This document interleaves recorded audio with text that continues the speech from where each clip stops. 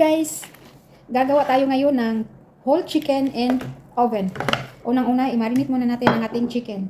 Cola, black pepper, garlic, and soy sauce.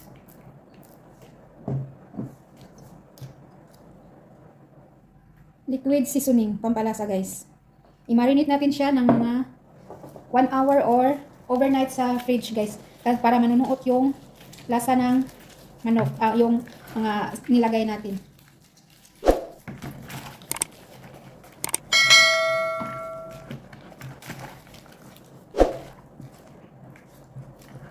I-marinate natin mga 1 to 2 hours or overnight sa fridge. So ayan guys, after 2 hours, sa pag-marinate natin, i-oven na natin ang ating chicken. Itabi muna natin ang sauce na pinag-marinate natin ng chicken. At lagay tayo ng garlic. Ang sarap ng amoy pag maraming garlic.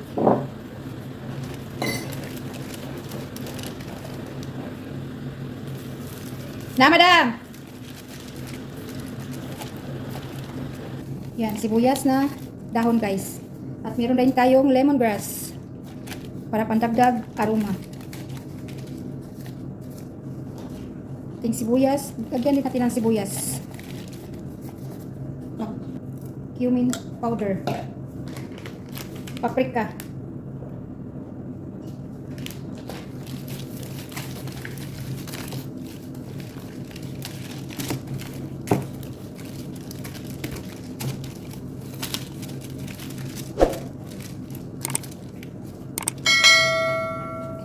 Ang ating potatoes, yung natirang sibuyas, bay leaves, at bell pepper. Lagyan din natin ng butter.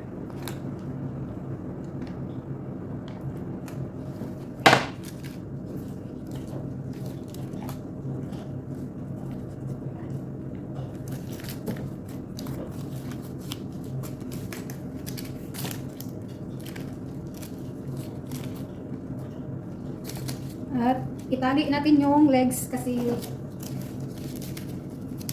para magandang tingnan yung chicken natin.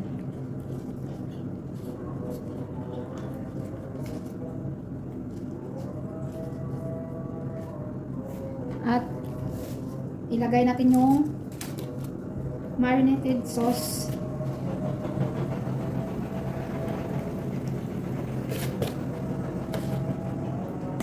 So ayan, i-oven na natin guys.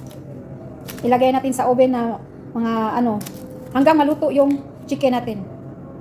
So ayan guys, after 45 minutes, mag-brush tayo ng soy sauce at oil.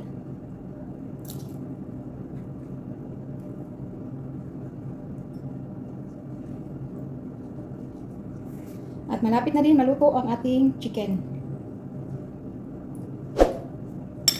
So, ibalik natin sa oven.